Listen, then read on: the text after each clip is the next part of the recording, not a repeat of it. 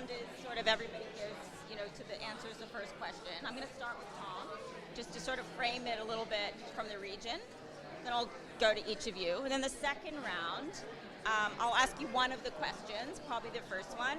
Try to keep it, if there's time, we'll have a bit of a conversation if possible, so others can kind of jump in on top of your answer, so it doesn't feel so rigid, yeah?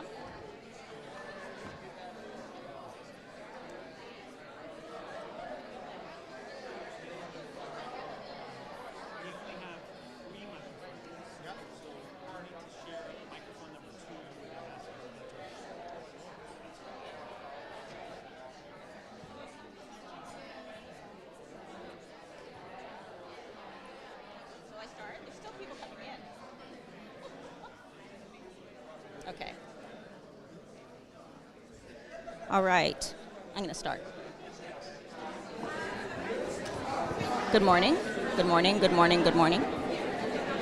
Nothing happening.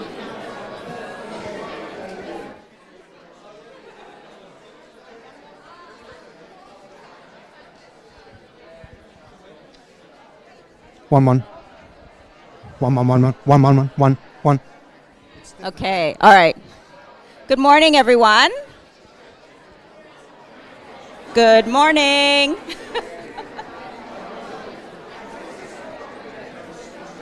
I gotta speak louder. Oh my gosh. Good morning, everyone. A few more people taking their seats. Great to see such a large crowd, given that we have so many people attending the conference today. We're really delighted that you came to join us. So welcome to today's session on pragmatic partnerships, development cooperation in an age of geopolitical uncertainty and trade turmoil. My name is Anthea Mulakala. I'm the Senior Director with the Asia Foundation. I'm based in Kuala Lumpur, Malaysia. And it's really a pleasure to be moderating this discussion today. I'd like to start by acknowledging the traditional owners of the land and pay respect to elders past and present. So this is a new topic, but an old topic. For decades, international trade has been a powerful engine of growth across Asia. But this year, in 2025 and going beyond, we are operating in what you could say is a very different environment, a more acute environment. Geopolitical tensions, there's trade disruptions, there's reshoring, and aid budget pressures. These are collectively reshaping and rethinking how countries think about economic engagement and as well as international cooperation. And governments across Southeast Asia, the Pacific, are racing to diversify their partnerships. And at the same time, you see middle powers, countries like Australia, like Canada, the UK, and others, Australia of course, are also repositioning their development programs to more directly support strategic, economic, and diplomatic objectives. And this has given rise to what many are calling this new era of pragmatic, interest-driven partnerships in development cooperation, where aid is increasingly aligned with trade, investment, and foreign policy.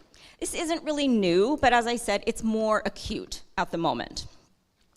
And this shift raises some very important questions. What happens to long-term development objectives? How do we safeguard issues like local ownership? And can value-based development coexist with more overtly strategic cooperation?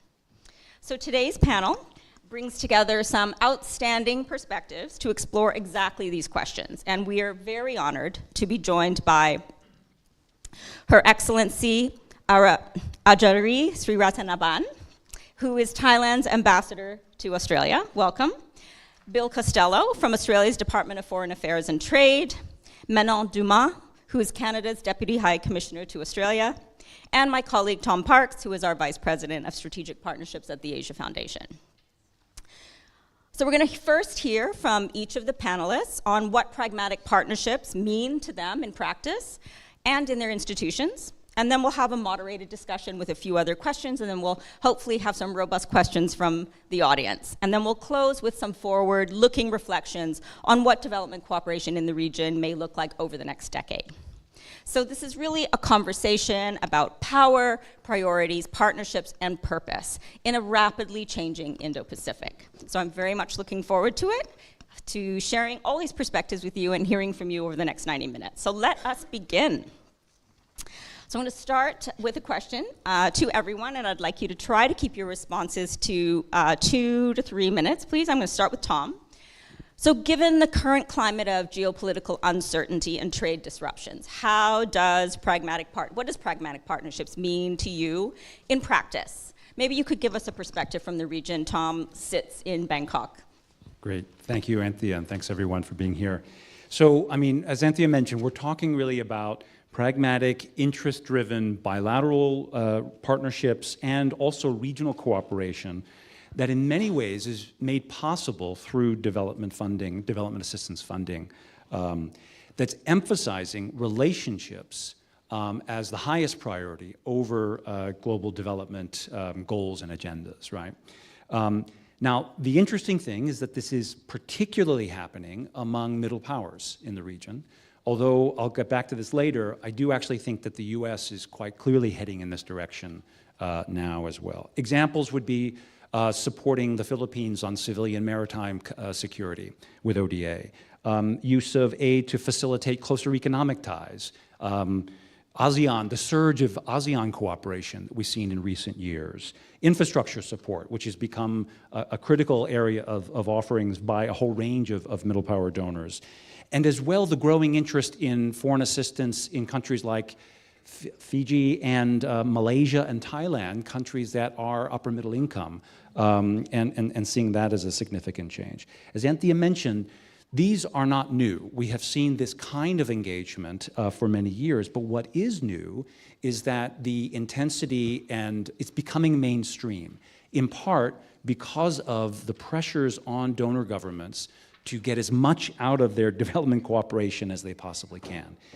Donor governments in today's context are really in many ways with shrinking aid budgets, massive trade gaps that they need to make up for and increased geopolitical competition, they really have no choice except to use all the instruments in their power to serve their core national interests. Not saying this is a good or a bad thing. We're not making value judgments. It's just a trend that we're starting to see that's picking up. Now, in Asia, we see countries that are obviously deeply concerned about the recent trade turmoil.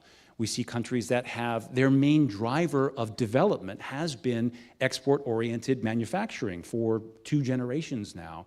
That is now under threat. And so they are looking to try to diversify their trading partners as quickly as possible. And they're doing a lot of interesting things. They're hedging between different great powers and different other powers as well. They're doing much more with a broader set of partners. They're joining minilateral blocks, competing minilateral blocks in some cases. And they're doing some very interesting things. Development cooperation is key to all of this. In many ways, it has become the currency of middle power cooperation in the region in ways I think that are quite interesting, and it's becoming a much more mainstream way that donors are working in Asia and the Pacific. Thanks, Tom. I'm interested in your last comment about development cooperation being a main currency. And I'd like to turn to Manon next. And how does that resonate with you? How is Canada thinking about this kind of new era of partnerships? Thank you very much. I think I need to just provide a little bit of context in what's going on in Canada this year, because you talk about it as about being, in a very important moment. But I think any observer of international politics will have noticed that Canada is living in unprecedented times at the moment. It was just under a year ago that we were targeted very early on by the US administration by very aggressive tariffs and aimed at challenging essentially the trade balance and a perception that our trade surplus is very unfair with the United States. This background's really important to understand where Canada is at the moment. So just to to get a sense of how integrated our two economies are, we have in 2024 would have the equivalent of 3.6 billion Canadian dollars in total import and export flows every day with the United States. That is huge. 70% of our Canadian exports remain concentrated in the US in 2024. So tariffs are a huge threat to our way of life and our economy, and our Prime Minister has described it as a hinge moment. So a new budget was adopted last month, and it really targets a new way of doing things. It's estimated that the US tariffs are going to provide a cost of around 1.8% to our GDP. So these are just so huge. So the budget, and the Prime Minister has identified this as a rupture, not a transition in what we're doing. So we're adopting an economic strategy that's going to change things dramatically. It involves incentivizing the private sector to set up and create good jobs for Canadian workers and a new industrial growth policy. Now, much of the budget is based on the principle of spend less to invest more, and so for that reason, there was also a comprehensive review of expenditures in advance of the budget, and so we are about to reduce the program spending and administration costs of the government by $60 billion. So it's a lot, and it's important that we know all of this. It will involve an over 10% cut in the public service, 40,000 fewer people. So I know I've gone on about the context, but it's so important. So Canada's international assistance funding was part of the government-wide review. And so in this new world, strengthening our collaboration with reliable trading partners and allies around the world is one of our key priorities. And I would say it is what fits pragmatic partnership for us at the moment. So in terms of cooperation, there'll be reductions to some development programming, but for others, we'll just be adjusting to better align with current government priorities. We expect that these changes are going to bring us to pre-COVID levels of development. We're going to continue focusing on gender equality, playing a part in addressing global issues like climate change, conflict, pandemics, and human crises. We are not turning our back on the world, but there will be some changes. And some of it, at this particular juncture, is a little unclear. Thank you. Thank you so much. I mean, you really didn't hold back there, and you can see there's been a really brutal impact on the Canadian economy as a result of some of these shifts. From the Australian perspective, Bill, has it been that painful, or what's your take on this, and how are you looking at pragmatic partnerships going forward? Thanks, Anthea. I'm going to focus in my remarks about our approach to Southeast Asia. Foreign Minister Wong spoke about Australia's approach to Southeast Asia at a time of turmoil in a key speech in Kuala Lumpur on 10th of July this year in the margins of the ASEAN Foreign Ministers meeting. And she stated very clearly that Australia will remain consistent in our partnerships and will be a reliable and responsive partner Southeast Asia can count on. We're prioritising our region, our relationships, and the rules-based order that protects us all. On development, our actions in the region are guided by two key policy frameworks. The first is titled Invested, Australia's Southeast Asia Economic Strategy to 2040, which provides a practical roadmap to increase two-way trade and investment. A few comments about the context for that. The first to say is that this is a strategy that was asked for by Southeast Asian leaders of our Prime Minister. We are conscious that there's a lot of investment from China into the region, and the leaders from Southeast Asia are saying, well, give us alternatives. The second context is that while those economies have grown quite strongly in recent decades, Australian investment into Southeast Asia hasn't grown commensurately. So there's something happening there, and there should be something we can do about that. And then the third important point of context is that this is a whole of Australian government initiative. It has leadership from the Prime Minister down, and it's up to a whole range of Australian agencies to get involved to make it work. Many of the development activities we do in Southeast Asia are working to support the objectives of Invested, for example, by improving the investment environment in partner countries in priority areas such as climate and the energy transition, education and skills. And we're connecting a lot of our development efforts with our investment deal teams who are located in the region, and their job is to broker commercial deals. And all of this is backed up by a 2 billion Australian dollar Southeast Asia investment financing facility, which is run by Export Finance Australia.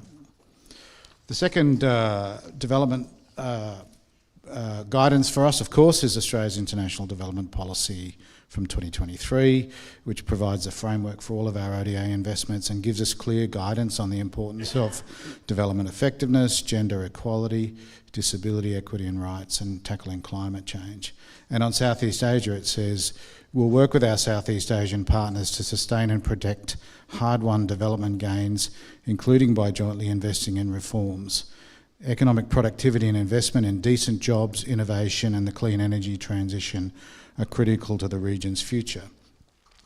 Now, the development policy underlines the importance of listening and partnership at the heart of the government's approach. And since that policy was released, we've now put in place 7 bilateral and 1 regional development partnership plan, consulted and agreed with partner governments and ASEAN at the regional level, all published over the last year or so. To synthesise them very briefly, they'll guide us to deliver on the region's top priorities: economic resilience, human capital and climate action. But those plans don't mean we're completely inflexible. We responded in a targeted and measured way to immediate impacts of US aid cuts earlier in the year when asked, and we're working with partners to further understand the impacts of both aid cuts and trade uncertainty for the region, and using the flexibility that exists within our current programs to pivot and reprioritise, ensuring where we can respond effectively to most acute needs.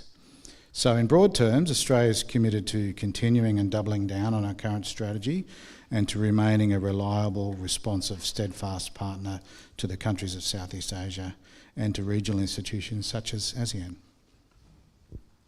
Thanks, Bill. It sounds like Australia has a strategy that is still holding strong in terms of the rifts, shifts, and changes in the environment. Interesting, thank you. Really keen to hear from you, Ambassador. You know, Tom outlined some of the things that Southeast Asian countries are doing amidst this current crisis, if you want to call it that. Also, there's, you know, a pivot by some of the middle powers to focus more on countries like Thailand. So what's your approach to this? First of all, thank you for inviting me to join this panel and share our perspective. I think when I hear about pragmatic partnerships, in my view, I think our Thailand's approach to international development cooperation has always been something we would see as being pragmatic and emphasize partnership from the very beginning. And I think I would like to put things in context a little bit, because our Thailand's path on development cooperation essentially has always aligned with our foreign policy objectives and interests. If you look back many years ago, Thailand actually began doing some development cooperation in terms of providing assistance during the 1990s. Earlier, we were essentially recipients. And that came also with a major shift in foreign policy that the Thai government at the time adopted in 1988. The government at the time adopted a policy we call changing the battlefield to marketplace. And this policy came also with a major change in the geopolitical landscape globally and in our region, which is the end of the Cold War. So this policy emphasized promoting relationship with our neighboring countries, to promote peace and prosperity after years of conflicts in our region. So this kind of remain the way that we approach in international development cooperation. And our neighboring countries remain the focus of our approach and partnership because of the importance of the relationship of our trade, our investment at this time. But certainly, as our own reach and interest expand to other regions, diversifying partnerships, our development cooperation also extend to other regions as well.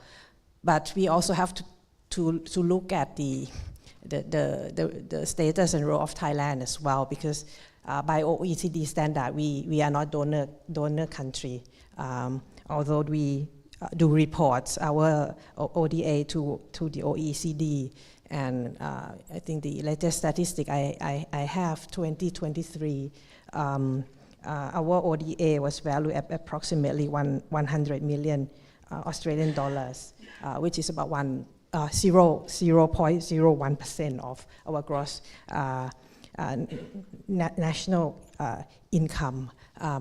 But this, of course, in line with our own foreign policy objective and the objective of us trying to reach out and diversify partnership. So we continue to try to implement this program.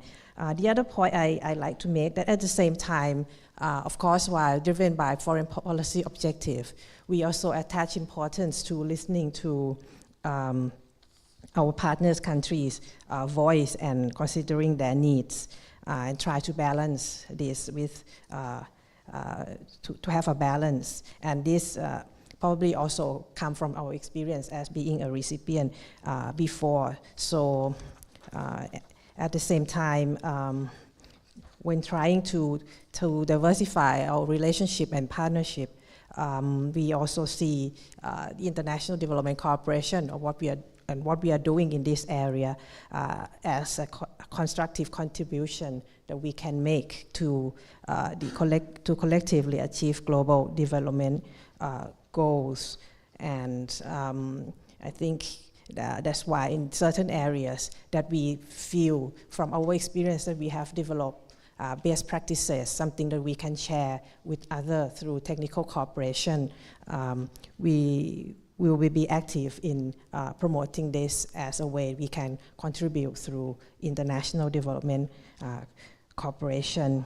And lastly, I think in our approach, we would emphasize sustainability of what we are doing, given the limited resources that we have. So local ownership remain very important, and as I mentioned, the needs and the voice of the partner countries that we are working with. So every time when we focus our development cooperation, we would look at issues like agriculture or healthcare, for example, where we have done a lot of work in Thailand that can be shared. At the same time, we do provide soft loans through, well, we have two agencies in Thailand that mainly work in development cooperation. One is the Thailand International Development Cooperation Agency, or TICA. The other is the neighboring country Economic Development Agency, or NEDA. TICA do technical cooperation mostly through various means, and NEDA will focus on providing technical assistance for feasibility studies and soft loans. So there's a kind of division of work in this, and we mainly channel the cooperation through these two agencies. Thank you so much.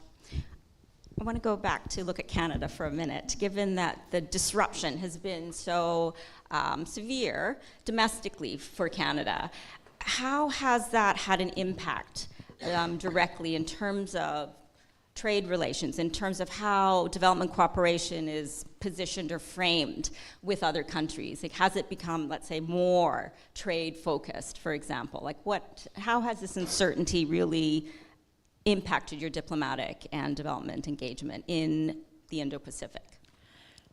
Thank you, and it's really good that I didn't have to just leave it at the context, which is pretty sad and dour, but there's good news. So Canada has, as of 2022, we did launch an Indo-Pacific strategy, and that was also a very big deal for Canada to actually pivot to a region and put out a major statement like that about expressing the importance that it has to us and to obviously the global geopolitical, economic dynamism environment. So that strategy had 5 objectives. One of them, which was largely on supply chain resilience and economic development. Another one on green economies. A third one on people-to-people ties. And then also on just deepening our engagement in the region. So the good news is that we were already on this track. We already were focusing on development with the view to reaching out to new trade partners, to trade diversification. So our development assistance has been gradually moving towards mechanisms of development financing, trying to ensure that we can end up having developing sort of good trade with partners in the Indo-Pacific. So some of the initiatives that were additional resources in the region, additional positions, there were some security initiatives, of course, there as well with the Indo-Pacific strategy. These are all going to be maintained, and the budget was also very specific this time around about where we do think that trade diversification will go for Canada, and it continues to be the Indo-Pacific, as well as Europe. That's sort of the new angle. So I think that means that for this region, it's actually not going to change our approach all that much.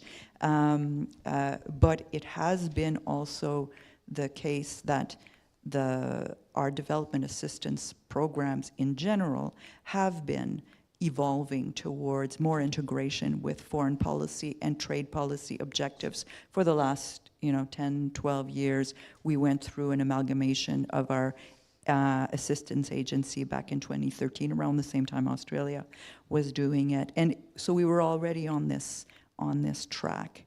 Yeah. Have you seen kind of a change in the mix of partners or the selection of particular partners as a result of some of these shifts? Yes, yes, to a certain extent. We're heavily favoring sort of private sector development, so looking for blended financing solutions and organizations that can actually provide funding, whether they be Canadian. So we have a FinDev institution, which is a development financing institution that is coming to the mix and using the banks as well, the regional banks, the international banks, even more so to be able to bolster economic development. Yes. Bill, what about Australia? Have you made any significant changes in policy or looking at prioritization? Is it still kind of status quo and you just pivot slightly, or have there been some significant changes over the last little while in terms of economic engagement in particular? Thanks, Anthea.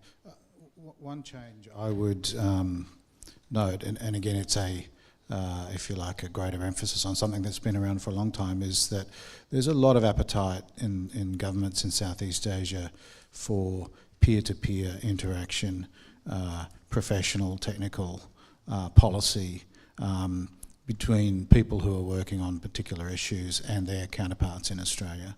And that's been true for a long time, but it's especially pronounced lately. And we are putting more resources behind essentially enabling that to happen.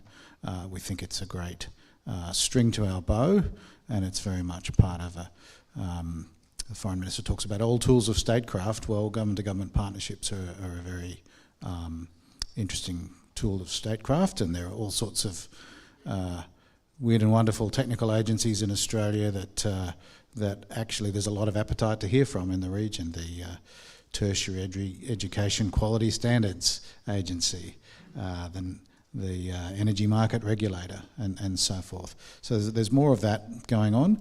We're doing a little in the space that Manon was just talking about, the blended finance space, and that's particularly relevant in some of the large middle-income countries in Southeast Asia that we're working with.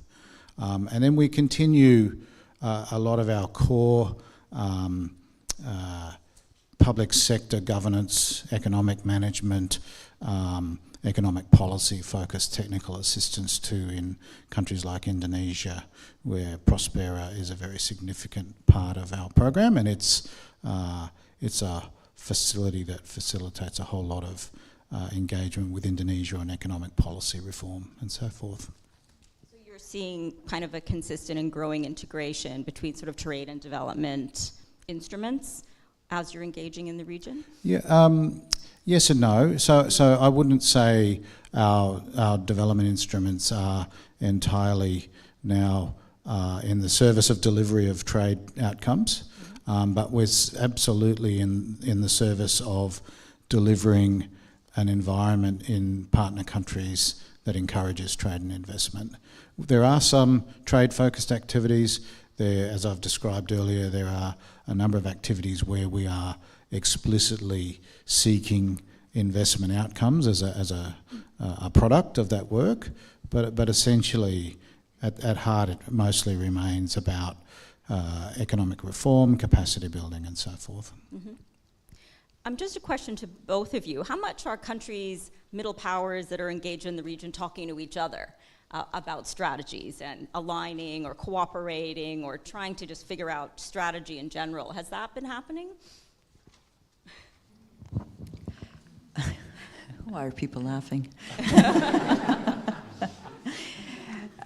Certainly it's still, of course, happening in the multilateral mechanisms, the DAC, that level of policy coordination.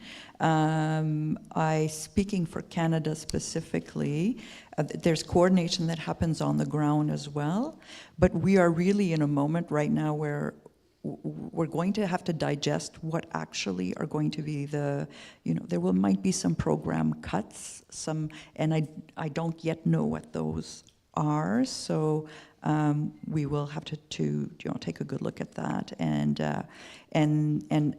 I would apologetically say as well that when turmoil happens like this, we are not at our most efficient right now as a government. We're kind of trying to, we have a new prime minister, we have a major about face, and many other countries are also undergoing that type of thing. So high-level conversations are happening, but I would say that there's going to be some working level work that will need to happen in the next, in the next year or so.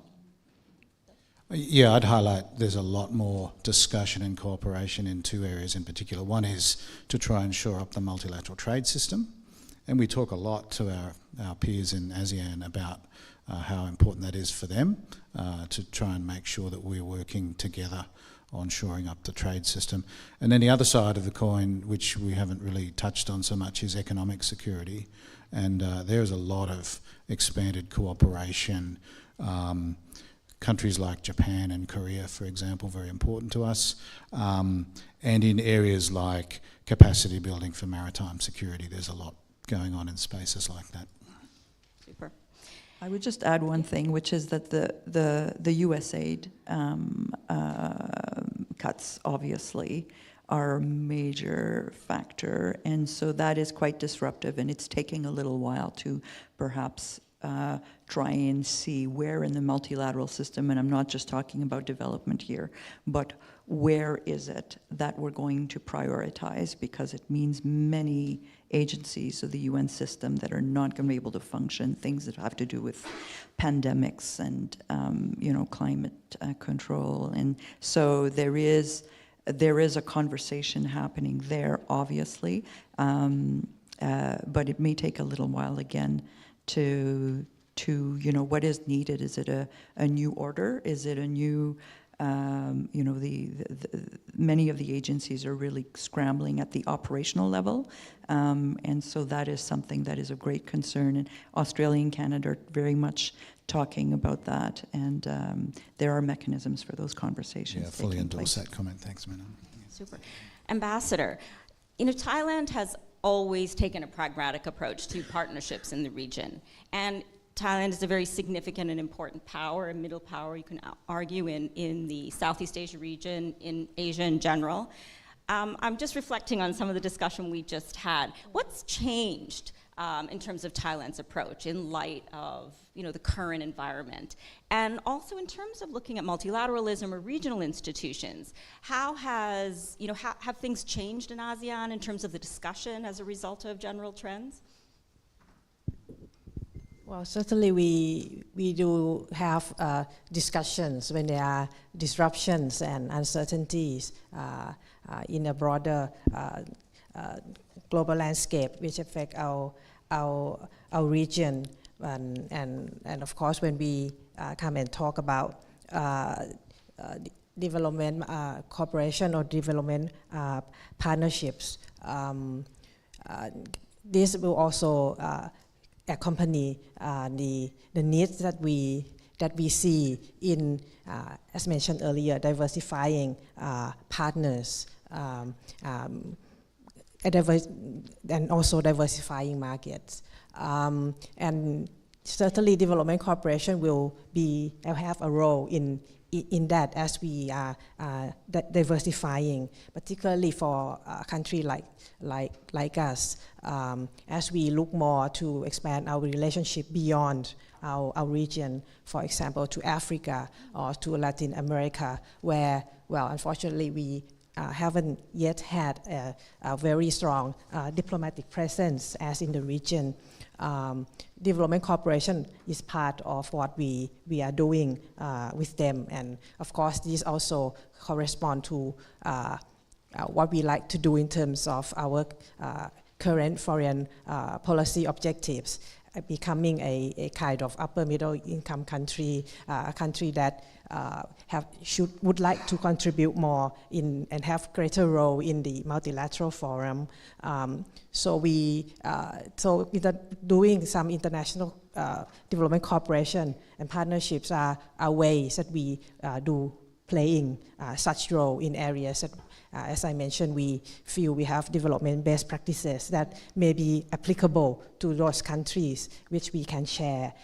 For example, in healthcare, sustainable agriculture, the way that we manage community development or tourism management, because we are good at tourism. So these are areas that we are really ready to share. But at the same time, we also look.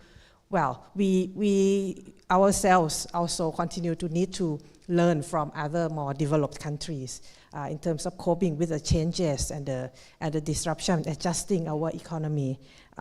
So there are areas that we also would like to work with partners, Australia, Canada, and other more developed one, including in not only digitalization, but also addressing impact of climate change, how to upgrade our agricultural sector, our industries, how to promote use renewable energy, as well as addressing the challenge of upskilling and reskilling our workforces. So we continue to work with others who are basically donor countries perhaps not only bilaterally, but also through programs like, the Mekong-Australia Partnership, to the Partnership for Infrastructure that Australia have with the region. And these are partnerships that we not only do bilaterally, but also learn among each other within the region. And I think, based on what all of you have just said, it seems like there's a real moment right now in crisis for an opportunity for middle powers to come together to talk about these issues, and also space to be heard. So I feel like a lot of the partner countries, and in Thailand, obviously expanding to Latin America and Africa, partner countries, I imagine, have the time now and space to see what's on offer, from different kinds of partnerships. So it's a good moment, perhaps, even though you're struggling through the crisis now. It's a good moment for middle power countries. Tom, from the Asia Foundation's perspective, like as a development partner, implementer across the region, how are you seeing what's going on in terms of its impact on development outcomes, poverty alleviation, and in terms of the work that the Asia Foundation does, other implementing partners are doing? Yeah, thanks, Anthea. I think most of it starts from the conversations between between donor and recipient governments. These are largely the sort of where things are hatched, where things are shaped, and particularly around donors being responsive to the priorities and asks of partner governments, right? So, and we're seeing that type of responsiveness is becoming increasingly important. In many cases, this is the way that the business has always been done, particularly for Asian donors, and as well, largely with Australia as well. But as more donors are coming into the region, and as more donors are realizing that they need to meet the needs of partner governments, there's an expectation, right, that the donor is not setting the agenda anymore, right? And so in many ways, we're seeing the ending of some of the older and much criticized models of donor leverage, for example. That concept is largely gone now, especially in a region where foreign aid is such a small percentage of the overall economy and the national incomes of countries as well. There's also, I think, one of the big things that I think we're seeing is that there's much more of a focus on shared values and less on universal values, right? So we're seeing where governments are agreeing on what are the values that they'd like to pursue together in this cooperation, and they may be different between different countries, right? So what a Western donor does with Vietnam might be very different from what it does with the Philippines, and that's okay, right? That's just the way that things work these days. That doesn't mean that we're looking at values-free development. Usually the key is to find the area, including in areas around governance or rights, for example, where there's clear alignment of interest. That might include anti-corruption, it might include gender, it might include certain things in one country, but not in another, right? The key is to find that alignment, and I think that's a key part of it. Another is on measuring success. Success is no longer going to be just development outcomes. Success is going to be strengthening the bilateral relationship or strengthening the multilateral body like ASEAN or the Pacific Island Forum, as well as the development outcome, right? And so figuring out a way to measure those things and where there's going to be, in some cases, more priority to one over the other is also, I think, part of the future of development cooperation in the region. And then just one other point, I think that we're going to see an increased focus on facilitating economic cooperation. So more focus on blended finance, and we're also seeing a bit more open pursuit of commercial interests, hoping to deepen linkages between countries. And while I think that makes perfect sense, there's also some risk that this kind of development could be criticized as being driven by those types of interests or mercantilists, for example. And that's something obviously just to be sensitive to and be focused on. And then we're going to see a lot more regional approaches. I think just with ASEAN, for example, in our experience over the last 10 years, there's just been so much more interest now of using development assistance and supporting ASEAN.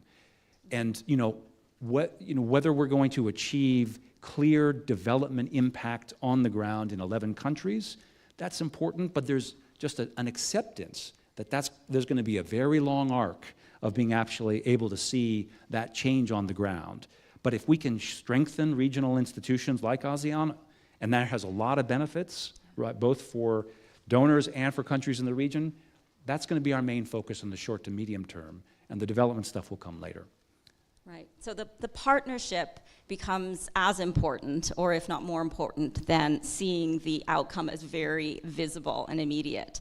So that's interesting, more process-oriented. I'm interested in your comment about values and how values between partners differ across relationships. And I just want to see if anyone else had something to comment on that in terms of partnerships that you have now, or maybe how that has maybe changed. And I think we can all remember, well, it still exists, the rules-based order, and there's been a lot of focus for years on, very high-level values, universal values, and applying those to our types of engagements with countries. And obviously it's challenged now, and as Tom said, partnerships are driven by different values depending on the relationship. Curious from any of your perspectives on that. Yeah, Bill. Thanks, Anthea. And I thought of this while the ambassador was speaking.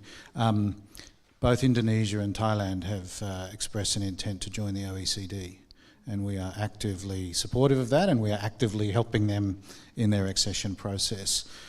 Indonesia and the Philippines have expressed an interest in joining the CPTPP trade agreement. Again, we're actively supportive of that. And we very proactively worked with Timor-Leste on assisting it to join both the WTO and ASEAN.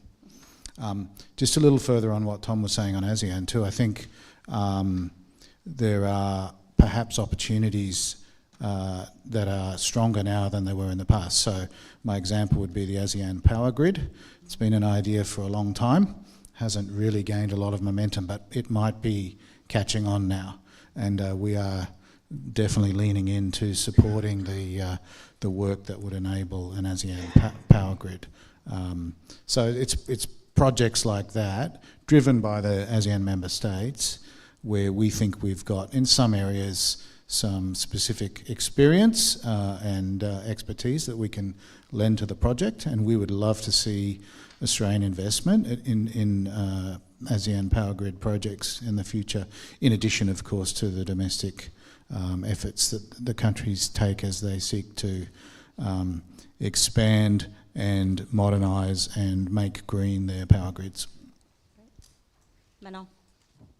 Yes, so I just want to caveat this by saying I am now speaking entirely in my name and not necessarily for the Government of Canada, but I do think that the values-based sort of challenge is going to be perhaps a little bit more complex than saying, okay, here values it might apply, there not so much, because ultimately part of the rules-based order principle was that everyone was working on the same set of values, and that's the way you can trust partners. So I take something like the corresponding banking relationship challenge in the Pacific Island countries, and how you try to come up with a regional-based solution, which is part of what is kind of happening there, but there are some very different standards of what constitutes, verifications and what is categorized as corruption, so those things I think are going to be rather complex, and you can't just, step aside. And I think there might be a period of some confusion around what are going to be the organizational groupings that will allow a donor country to feel very comfortable with the partners that they have as a recognized group. So I think that's going to be a challenge for a period to come. Anyone else? Okay, I think Do we have half an hour left? I think we have half an hour left, Yeah. a bit more. A Okay, little good. over half So let's take some questions from the audience. There's a lot of things that have been thrown up in the discussion so far, a bit of provocation as well. So looking forward to some questions. Maybe I'll take 3, and then I'll turn to the panel. Anyone else? Should I go ahead? Hi, I'm Zema Samanugus. I'm a retired U.S. State Officer. I had the pleasure of working with Bill in Timor. Nice to see you. And my question is for Bill and others. In terms of how DFAT is moving forward in the development partnerships, has there been any outreach with the State Department folks in Washington that you know of, particularly with regard to some of the programming priorities that are being implemented now under the State Department? It's not all the funds, were actually, I don't think any funds have actually been deleted or whatever the term is. There's a lot of conversations that I'm hearing. This is in my own personal capacity, so for the record, but I do think there may be room from what I've heard in terms of engagements. That's why I'm asking this question. Thank you. We'll take that and then turn to the panel. Is there another one?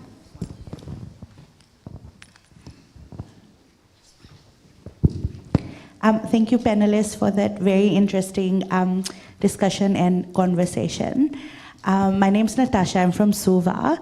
A key feature of the way we do development cooperation in the Pacific is through multilateral partners. And given the geopolitical shifts and UN disruption, what do you see the impact of that on development outcomes or the way we deliver development programs, particularly for a really vulnerable small group of islands like the Pacific? Thank you. Hi, everyone. Thank you to the panelists for the wonderful insights. I'm Pallavi. I'm from Australian High Commission, Department of Foreign Affairs and Trade in New Delhi. So my question is, with the shift in Western dominance, keeping in mind the geopolitical uncertainties and other trade uncertainties, how are you now seeing the term Global South and the South-South cooperation that we've been talking about? Do you see more regional, inter-regional, and triangular cooperation coming into place because of this shift in dynamics? Thank you. Thank you. Great questions. Bill, would you like to start? Thank you, and hi Zema, nice to see you. So the short answer to your question is yes. As you would expect, we're talking to the US intensely about both the Pacific and Southeast Asia. We have our ministerial level dialogue coming up shortly, so you might see some outcomes there. And it's not just the State Department. We're talking to the DFC, the Development Finance Corporation, US TDA, the Trade and Development Agency. The Millennium Challenge Corporation lives on, so we're trying to engage with them as well. So yes, we're doing our best, and of course the context is essentially that we just think the US is so important to strategic balance in the region, and we want the US to be putting its best foot forward to help with that objective. I'll have a go at the Pacific one, even though I'm not working on the Pacific now. I certainly have in my past. On one level, Australia is by far the largest donor in the Pacific, and we're not going away. The level of support for the Pacific continues to grow. Of course, the fact that the multilateral system is likely to become weaker in the Pacific is a big problem. In my personal view, a lot of that is about the normative value of the UN agencies, right? Reminding us all about the global commitments we've made in development, in human rights, and other areas. And so that is concerning, not only in the Pacific, but everywhere, that the normative value of the UN system, and reminding us of the Sustainable Development Goals, and that ability that the multilateral agencies bring to cross-learn from other regions of the world and so forth, that might be diminished. I'll leave the South-South one. As an Australian, I always find that one very confusing. We're from the South. Honest. Anyone else? Tom? Yeah. We're sharing a mic.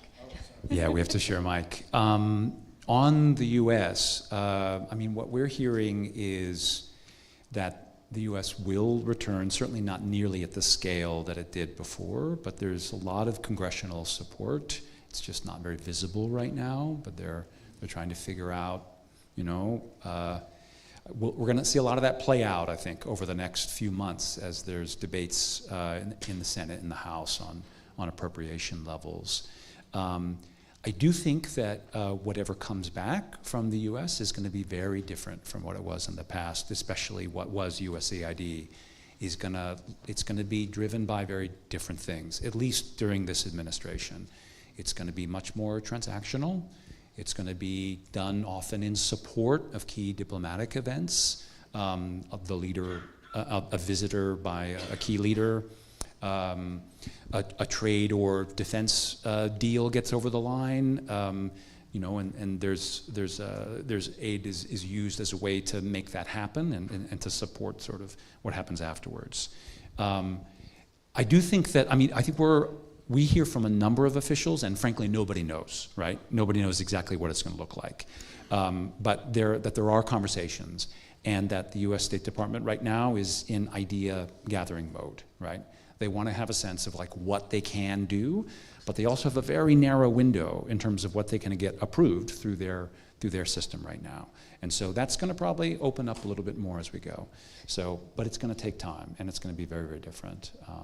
Just on South-South cooperation, notwithstanding Australia's position on the globe, I do think actually South-South cooperation has an incredibly bright future, because a lot of what we've been talking about here, there's a lot of interest in supporting that kind of engagement. We were actually involved in a program that was working with the Indian government as it was doing South-South cooperation in the Pacific, in Southeast Asia, and I think there's going to be a lot more of that. Interestingly, that work that we were doing was funded by the U.S. government.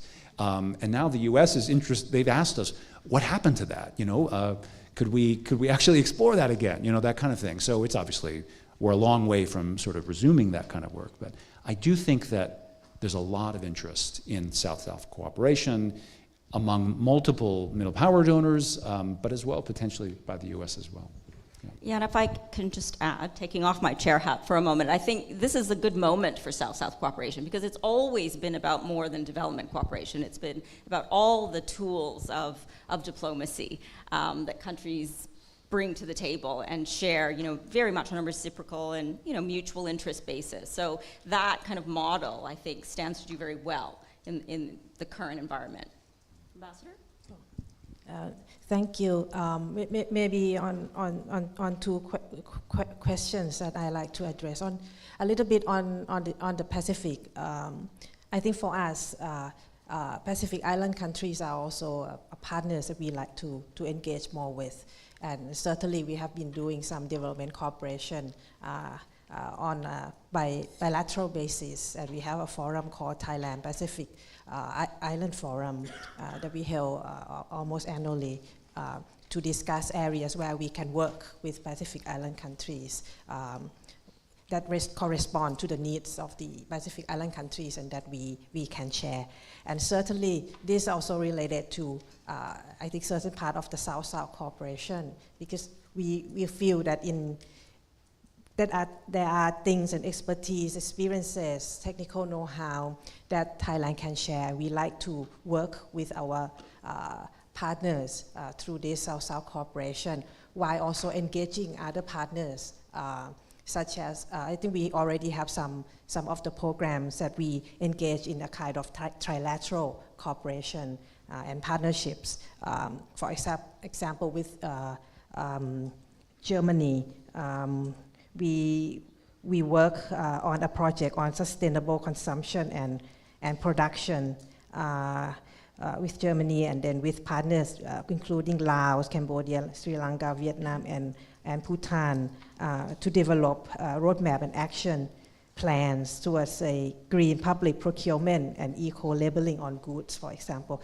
It may be a kind of small specific projects, but we believe that this help development of laws on green public procurement and green labels that will help address larger, broader issue. Or we're also working with Japan through JICA on rice production in African countries, noting that our farming practices may be more applicable to African countries, but well, while Japan would like to support in that area. So this is a kind of trilateral cooperation that we would like to do more with partners to support this South-South cooperation, using some of the technical expertise that we may be able to share, but with limited resources. In other terms, we may need support so that this really address the needs and the objectives of the countries that they like. That will receive that kind of cooperation to develop. Yes, I'll touch on the Pacific Island question, and in fact, I kind of missed the beginning of it, but I basically was around the ways, the different tools, the different programmings taking place in the Pacific. So our own experience is very interesting in the Pacific Islands because it is sort of an area that we have quite frankly neglected over the years, and except for major multilateral sort of participation in some big picture projects. And then of course we have a lovely local tool, which is a Canada Fund for Local Initiatives, and that's, I just hope that one's going to be safe. I believe, yes, because it's one of our greatest tools. But it leads me to, so in the last few years since the Indo-Pacific strategy, we have now a bilateral assistance program for the Pacific Island countries. And honestly, our objective there is to just get to know the countries better, because we have just not had a lot of expertise within our own government about how we work with each country. We now have a High Commission in Suva, first High Commissioner for Canada ever in the Pacific Islands, arrived a month ago. And so what we're really trying to do is to be more engaged in whatever ways work. And what's really interesting is we're discovering that our lack of expertise on this has led us to not have much of coordination with what's going on, and we're discovering that we have all sorts of activities happening. So Canada's International Development Research Centre has many science and research projects in the Pacific Island countries. Our fisheries department is very involved, and can actually often brings sort of assets to the region that can be used for other things. So we've assisted some Pacific Island countries in doing surveillance of their EEZ because we had the fisheries planes there. So I'm very excited about what's happening in the Pacific Islands, because it's not as if we have a huge new pot of money, but we are suddenly having more resources available, and we're really engaging to deepen our understanding of each country. And Canada traditionally, has been, we're everywhere. It's our thing, right? We're in every country, we're in every club, we're everywhere. But the Pacific Islands, we were not everywhere, so we're getting there, and I think that's exciting. Thanks. It seems like in this environment as well, it's an opportunity to make more friends, and friendships are going to be very important in diverse corners of the earth. So I respect that approach. We have time for another round. So Bridie, and then back there, and okay, two. And sorry, and there. Yeah. Sorry. Hi.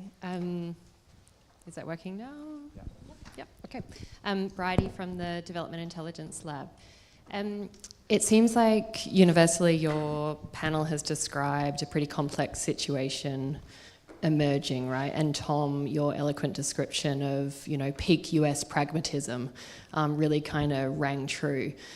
But it sort of strikes me that level of pragmatism that you described, veering into transactionalism and everything in between, is not something that other donors are going to be immune from. And, you know, we've seen Australia stay steady. We've seen a description here of Canada and Thailand, despite big issues, also staying remarkably steady. But my concern is that that steady state may not be the sort of steady state that donors are dealing with in 4 and 5 years' time. So we see, for example, in Australia, security deals that are complemented by development aspirations as well. So I just wondered, from the panel's perspective, where do you see the pressure points ahead for donors as this level of pragmatism is going to creep into our capitals as well? Thanks, Bridie. On there. In the back.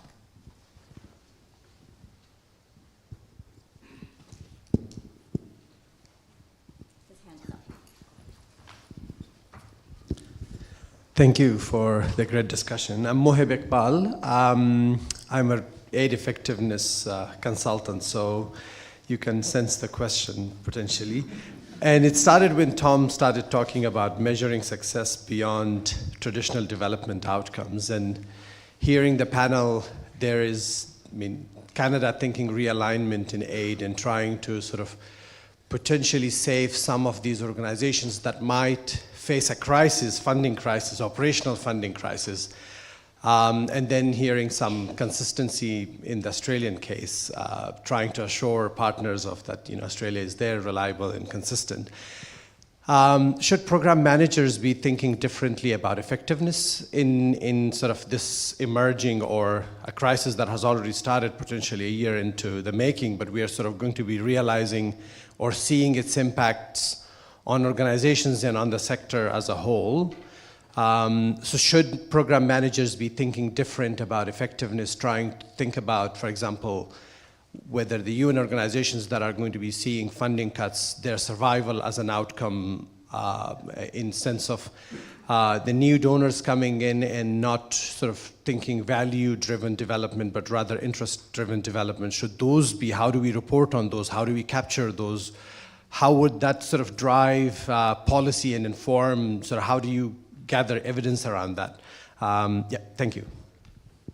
Very practical question. There was one more in the front here. Yeah. Just put your hand up. Okay, last question. Thank you so much for the excellent conversation. My name is Anna Hansen. My background is in democracy, good governance, and conflict.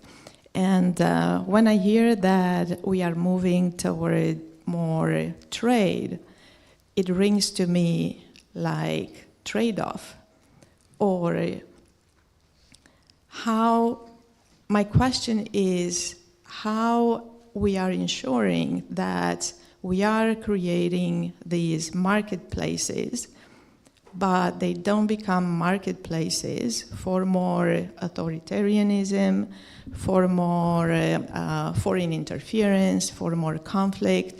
And how are we ensuring that by making space for more regional actors and regional architectures of security and governance, we are not actually outsourcing that responsibility to some governmental organizations that have not proven being remarkably efficient, like, I don't know, I would say ASEAN and Myanmar, the African Union, and the Sahel coup d'etats, and I could go on. Thank you.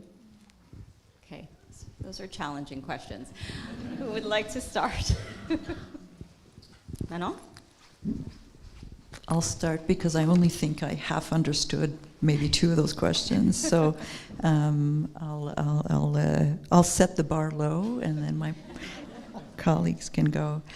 In terms of the first question, which was around the kinds of, if I recall correctly, challenges or. Yeah. So one area, I think we've touched on many of the different elements that are going to be important. But I think one that we haven't mentioned yet is sort of in the space of influence, people-to-people ties, visibility. So I think that is something that is going to, and it might speak a little bit to the second question on measuring effectiveness as well. I think that there's the more and more, because we're not so sure that we will know what the clubs are anymore, the relationships are going to really matter with specific individuals, specific members of society that occupy different roles. So I think that is something that is going to be top of mind for many donor countries and should be part of the conversation in the partnerships, I think, as opposed to being something that may not be transparent. I think it should be something that's out in the open. And then the other thing I'm just going to say on the third question around trade. So again, I don't profess to have fully understood the question, but part of what I was getting is, I'm wondering, are the actors on trade government or non-government when you go to and I think that varies from country to country. And in some countries, speaking to the government about trade is probably quite useless. In other places, that is actually a very practical, effective way of getting at what's happening in that country in terms of economic development. So yeah, so those are my perspective. Phil and then Tom. Okay. Let me try to tie together Bridie's question with your question. If we can boil it down to one concept, any development that's going to require tough conversations with the counterpart government, or where it's going to be building in pressure on that government to change or reform in any way, is going to be really hard. We're going to be in a situation, we already are in many cases, right, where development that is really with the intention of changing that country in ways that the government or key political elites are not entirely on board with, right? That's going to be hard, right? And I think back to my first project that I ever managed with Asia Foundation in Cambodia in 2002. It was a project that was set up to help support the 2003 National Assembly elections. It was a range of internet centers which were designed to help voters understand their options, et cetera. And it had absolutely no approval or buy-in by the Cambodian government, and it was USAID funded, right? That would never happen now, right? Those days are over, right? So I also worry. The US was a major supporter of democracy assistance, and that has been heavily criticized, the modalities of democracy assistance by key US political actors as well. I don't see that returning for a while. And when it does come back, it's going to be very different, right? So this is, to Bridie's point, these are some of the things that, depending on where you sit, is it a bad thing, is it a good thing? You can have a debate about it, but things are definitely going to be different going forward. And on the question about measuring success, I do think that program managers are going to need to think carefully about how to do this. I think there's going to be more expectation, but at the same time, measuring the impact of a project on bilateral relations is going to be really, really hard. Because it's hard to disentangle a single project from all the other elements of bilateral engagement, right? If we want to, for example, show how a donor supporting ASEAN is supporting that donor's improved influence with ASEAN or improved engagement, that's going to be almost impossible to disentangle from everything else, right? So it's going to be really hard. I don't know how that's going to go, but the expectation is that would be a part of what success looks like. The positive thing is development practice brings a level of rigor around measurement that might actually change the way that, on the diplomatic side, the way we think about measuring success. So that could be a longer term positive, but we have a lot of work to go, a lot of things to do first. Okay, I'll try and make some comments which tie all that together. So, Bridie, as I understood it, your question was, are we, Australia, going to get more transactional in future? Is that it? So if I start talking about Southeast Asia, I think the answer is it's all about the quality of the relationships, has to be. You know, we seek to be a valued and constructive player in the region. So I think there's no point us going to Jakarta and banging the table. That's not going to work. If I speak unofficially and with my personal view on the Pacific, it's a kind of different story. We're the big player there, and we've done some quite interesting things over the last couple of years. Treaties and rugby league teams and all sorts of interesting stuff. And you could argue that's getting more transactional, but what I can tell you from experience is that it's also getting to a much more mature strategic discussion with the countries of the region about what's important to us and what's important to them, and much more discussion about what's going on in the world in terms of geostrategic competition. So there's a lot of benefits to that much sharper conversation, I would argue. On Anna's question about, I guess, potentially doing harm, depending who you work with, that's always been a complexity. We deal with that all the time. It's something that, you know, one of the real upsides of having the aid function inside the foreign ministry is you can have those conversations all in one place. You mentioned Myanmar, obviously sort of make the point that we've drawn the line there. We are not willing to cooperate with the regime in Myanmar. That's a pretty simple case. I know there's lots more shades of grey, but I also know that as we don't engage with Myanmar, we lose influence in Myanmar, and that's an experience we had with Fiji a couple of decades ago, where we drew the line and said, we expect Pacific Island countries to be democracies, including Fiji. We're going to take a stand on this.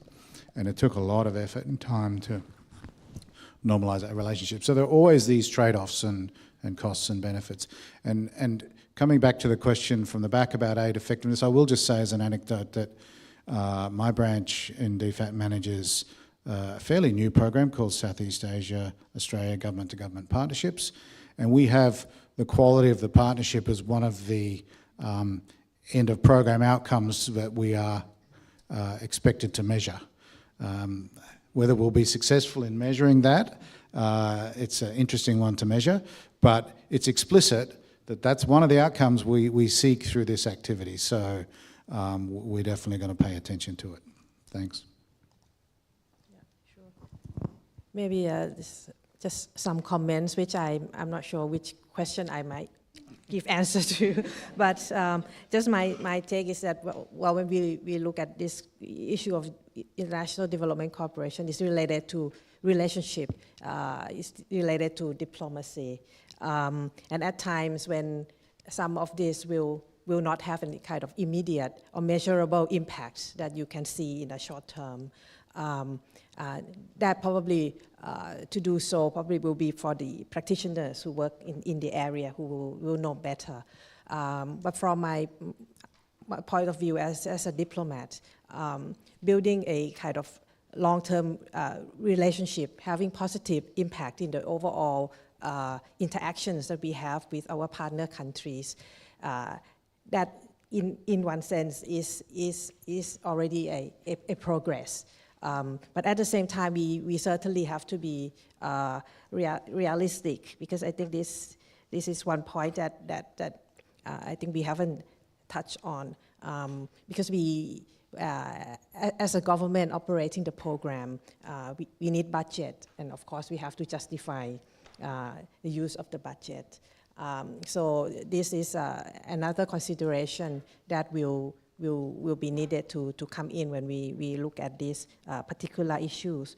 And that's why for us, when we try to implement certain projects, we will look to the sustainability of the project, meaning that once we leave, there certain impact at the project can continue and go on.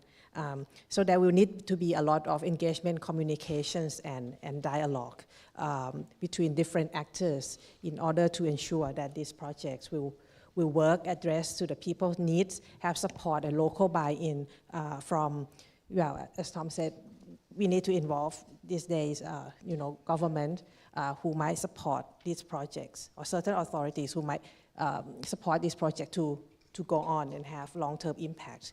I'm saying this because, of course, we work more on the real development part of the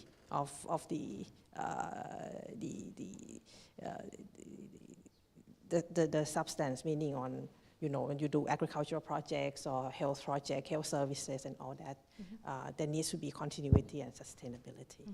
Thank you. Thank you for those great questions. So I'm going to close with give everyone a chance to look forward. Okay, so if we look back on the history of aid and development cooperation, what it looked like when it originated, post-World War II, and what it looked like 20 years later, and then another 20 years later, very, very different. So we're at a moment here that we've been talking about. It's having a great impact on what we do, how we think, how our governments are behaving. So if you look forward another 20 years, let's say, what do you think will be the defining features of development cooperation in the region if we stay on this current path? Or do you think it's going to be, another kind of cycle of something very different? Will it look anything like it did in the past 25 years, for example? Who would like to start? Yep, Bill.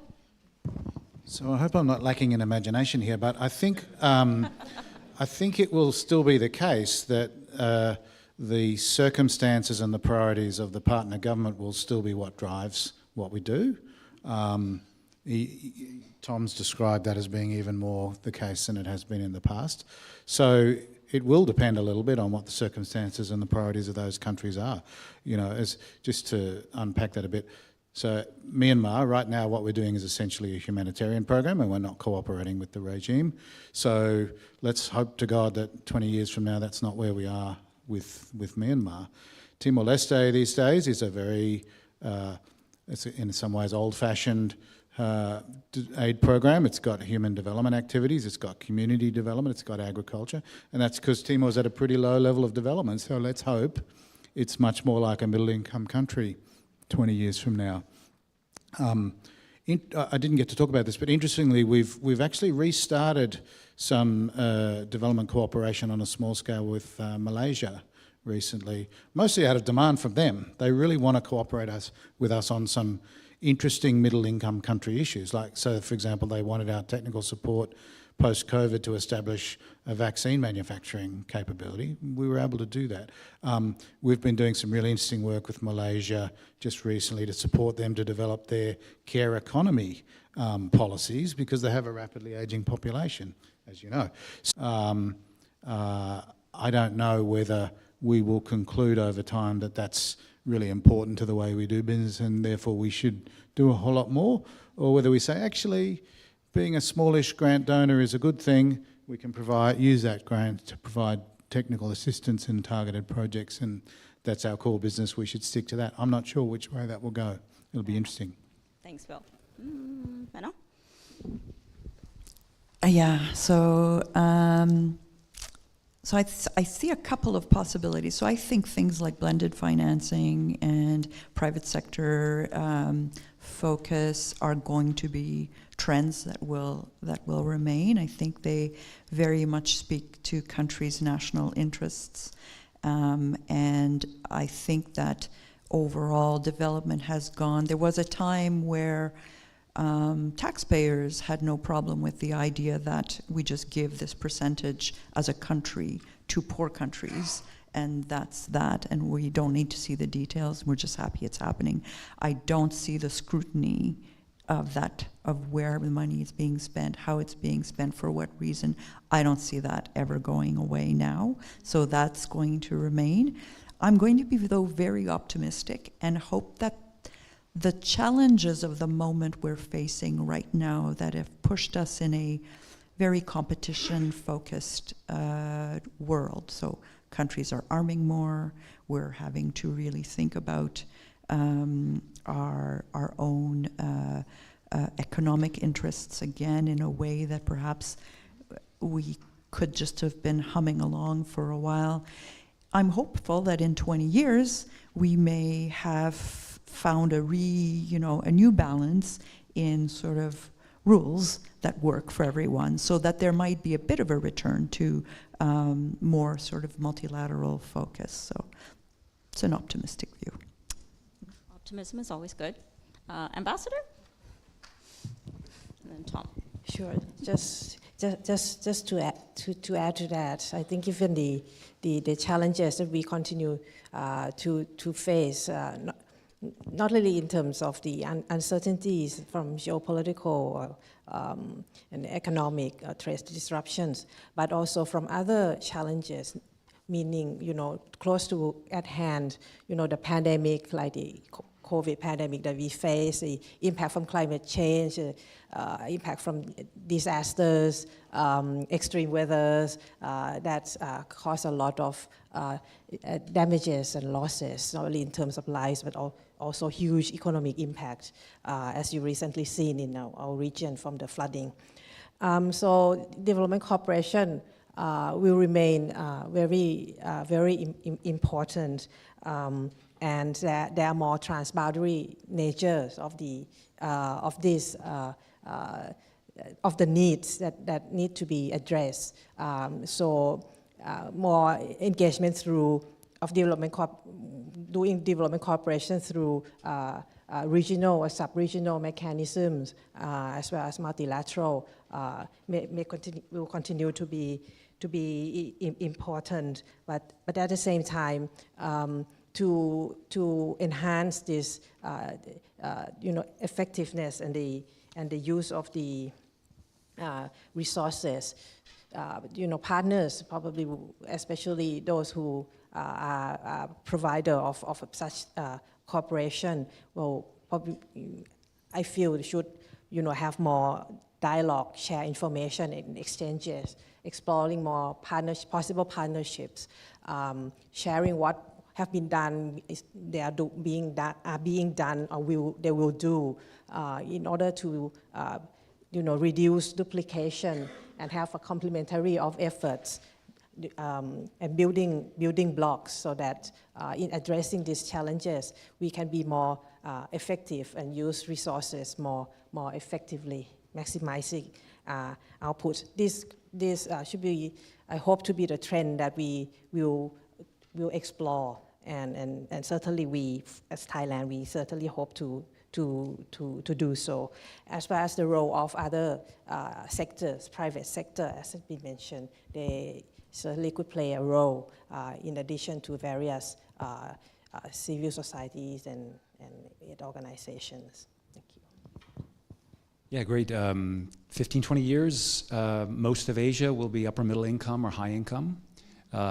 Most countries of ASEAN will be aid donors.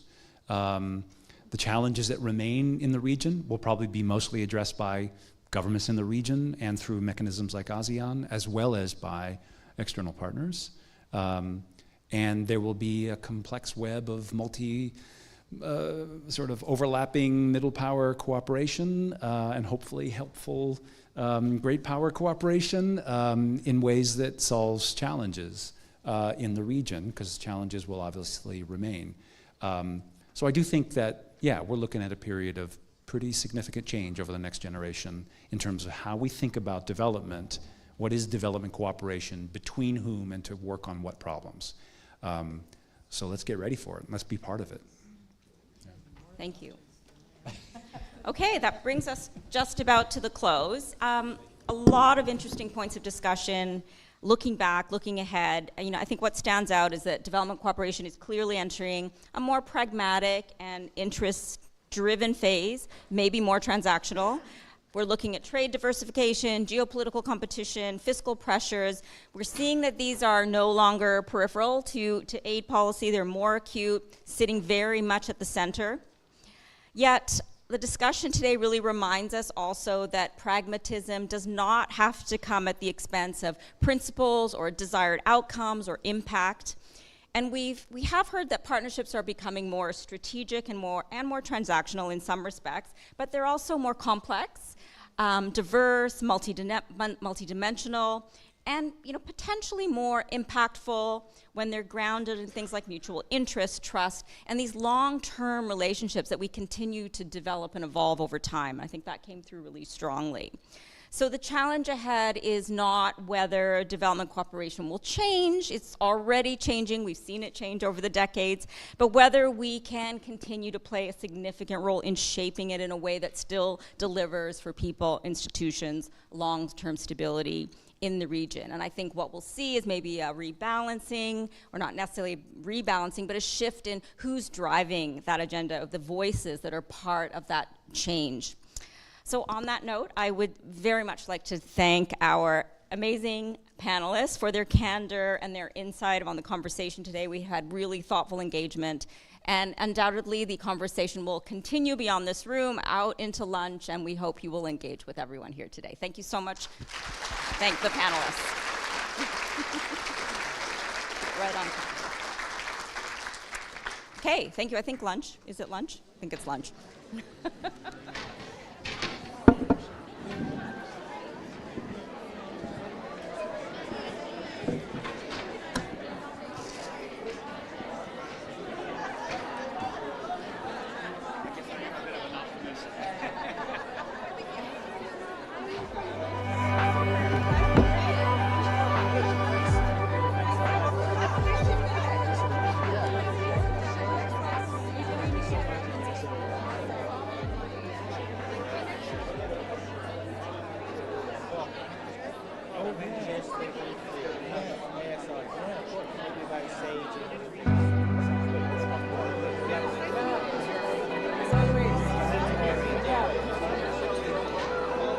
Oh,